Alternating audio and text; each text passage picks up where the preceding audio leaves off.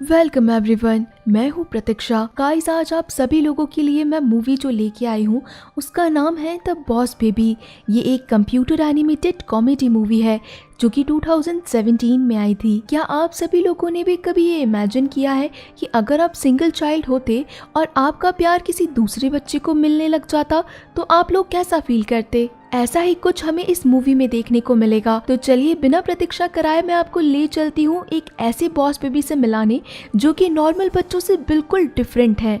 Movie के starting में हम देखते हैं कि एक टिम नाम का बच्चा था जिसकी अपनी ही इमेजिनरी दुनिया थी, जहाँ पे वो हर एक चीज के अंदर अलग अलग कार्टून्स को भी इंक्लूड करता था अपनी रेगुलर लाइफ में।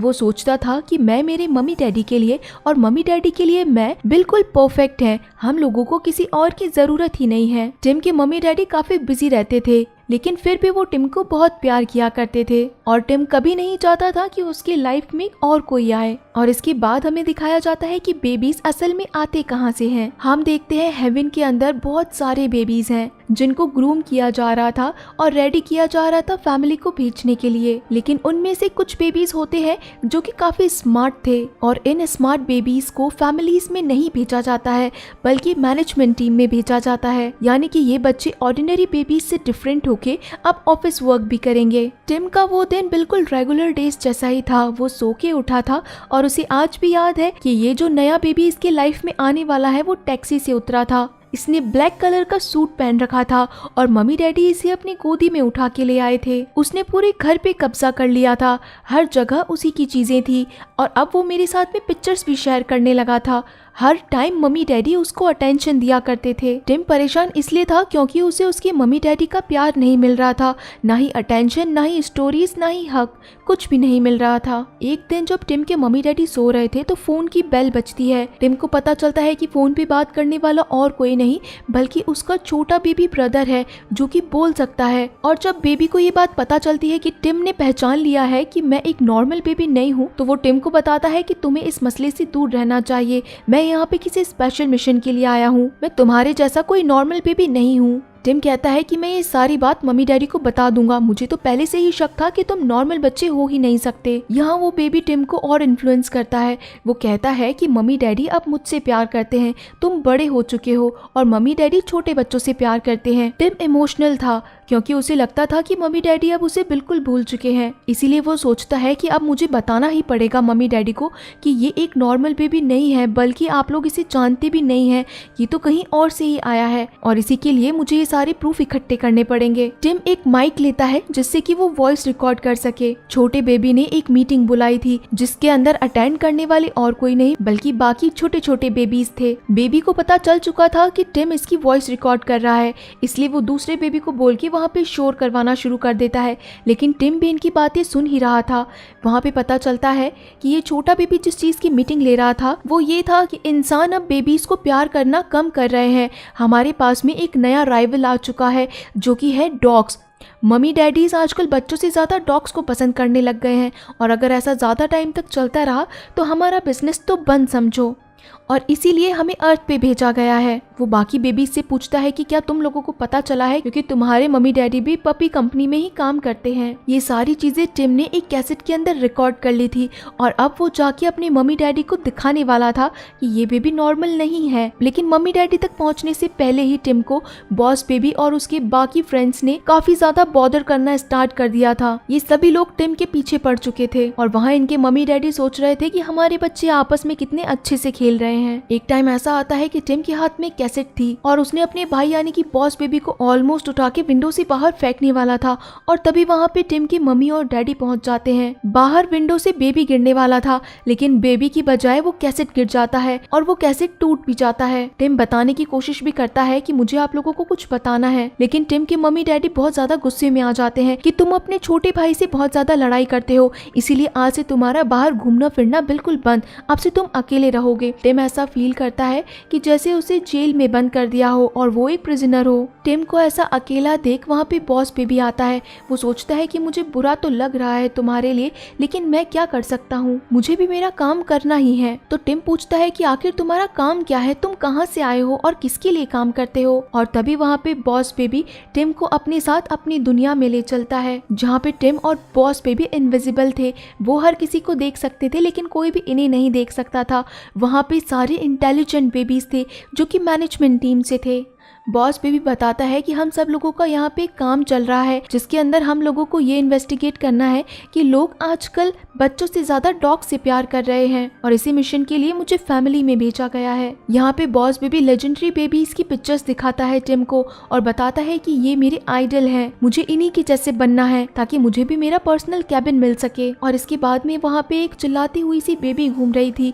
टिम पूछता है कि ये कौन है, तो बॉस बेबी बताता है कि ये हमारी भी बॉस है। बॉस बेबी वहाँ सुनता है कि अगर उसने अपना मिशन जल्द ही पूरा नहीं किया तो उसे जॉब से फायर कर दिया जाएगा। टिम पूछता है तो इससे होगा क्या, तो बॉस बेबी बताता है कि अगर मुझे जॉब से फायर कर दिया गया तो मैं एक नॉर्मल बेबी बन जाऊंगा, जो कि मैं कभी भी नहीं चाहता। हम दोनों साथ में बड़े होंगे, क्या तुम यही चाहते हो। ये चीज सोच के तो टिम और ज्यादा डर जाता है और बोलता है कि मैं कभी नहीं चाहता कि तुम मेरे साथ बड़े हो, इसलिए मैं तुम्हारी हेल्प करूंगा। इन दोनों को पता चलता है कि इनकी मम्मी डैडी की कंपनी के अंदर बच्चों को भी ले जाया जा सकता है, लेकिन टिम को अभी पनिशमेंट मिली थी कि उसे घर पे ही रुकना है।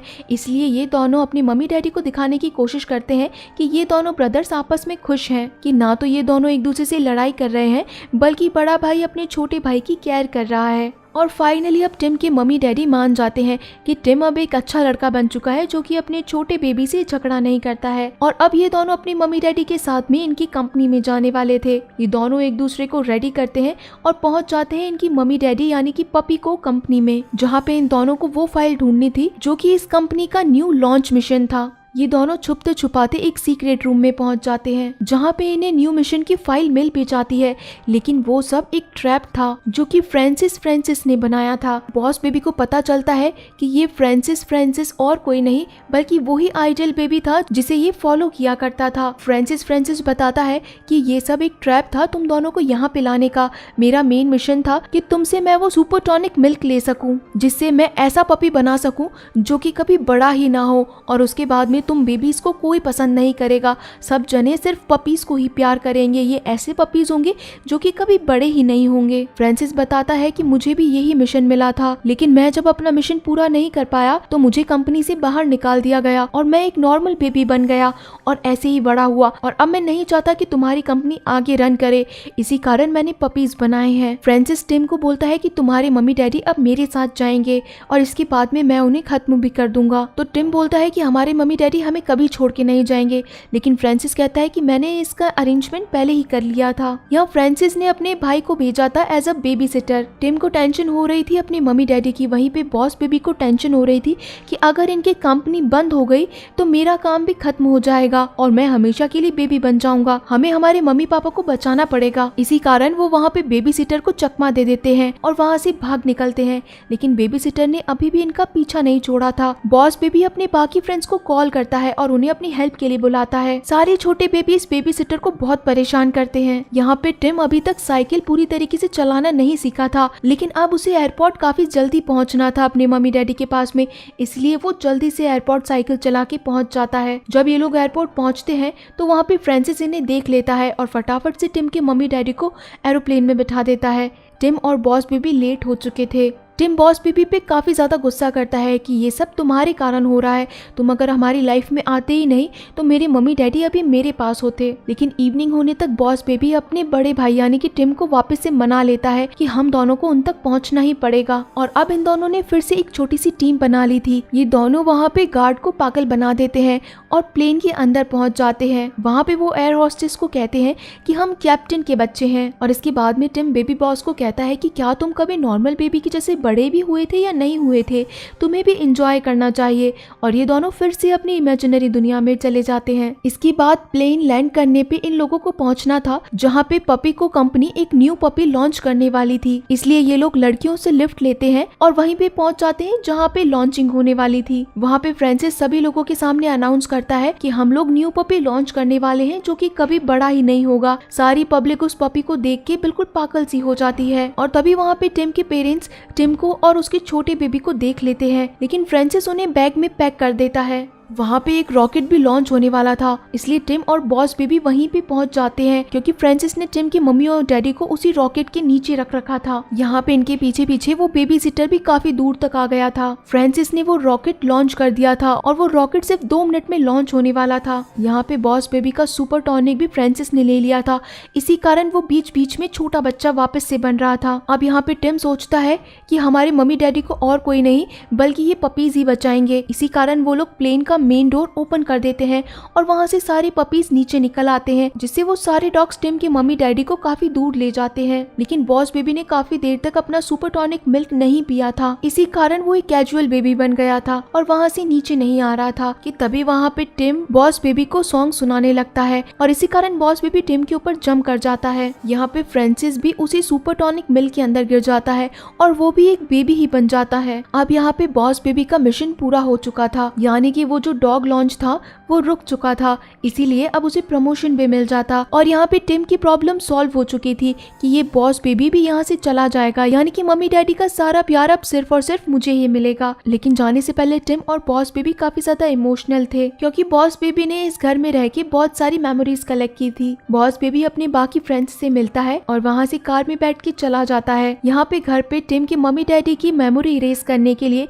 बाकी छोटे बेबीज आए थे जो कि बॉस बेबी की सारी मेमोरी इरेज कर रहे थे टिम के पेरेंट्स के दिमाग में से और वो हर चीज भी हटा रहे थे जो कि बॉस बेबी की थी। यहाँ पे बॉस बेबी की कंपनी के अंदर उसे बहुत अच्छा प्रमोशन मिल चुका था, कैबिन मिल चुका था और हर एक चीज अपनी पर्सनल मिल चुकी थी, लेकिन फिर भी वो टिम को याद कर रहा था। यहाँ पे टिम के मम्मी डैडी भी अब टिम को बहुत ज्यादा टाइम देने लग गए थे, लेकिन टिम यहाँ पे बॉस बेबी को मिस कर रहा था। टिम एक दिन लेटर लिखता है बॉस बेबी को और वो कहता है कि तुम वापस से आ जाओ हमारे पास रहने के लिए, मैं तुम्हें अपना छोटा भाई बना लूंगा और हमेशा तुम्हारे साथ रहूंगा। ये चीज सुन के बॉस बेबी अपनी जॉब छोड़ के वापस से एक नॉर्मल बेबी बन के एक फैमिली में आ जाता है। टिम की अगली सुबह होती है और वो देखता है कि बॉस बेबी फिर से उन्हीं के घर में आ चुका है और हमें पता चलता है कि ये सारी कहानी टिम ही सुना रहा था अपनी बेटी को। वो बताता है कि ये तुम्हारे अंकल है, यानी कि तुम्हारी चाचू, जो कि बॉस बेबी है। और हम लोगों को पता चलता है कि एक और न्यू बॉर्न बेबी हुई है, नॉर्मल बेबी नहीं बल्कि बॉस बेबी है, यानी कि मैनेजमेंट टीम से। और इसी के साथ में गाइज ये मूवी यहीं पे खत्म हो जाती है। इसका जो नेक्स्ट पार्ट आने वाला है ऑफिशियली वो 2021 में ही आने वाला है, जो कि अगले महीने रिलीज होने वाली है। तो गाइज जैसे ही इसका सेकंड पार्ट आता है मैं आप सभी लोगों के लिए ये मूवी भी ले आऊंगी। आप लोगों को कैसी लगी है ये मूवी मुझे जरूर बताइएगा। तो चलिए मिलते हैं फिर अगली मूवी में, तब तक के लिए टाटा।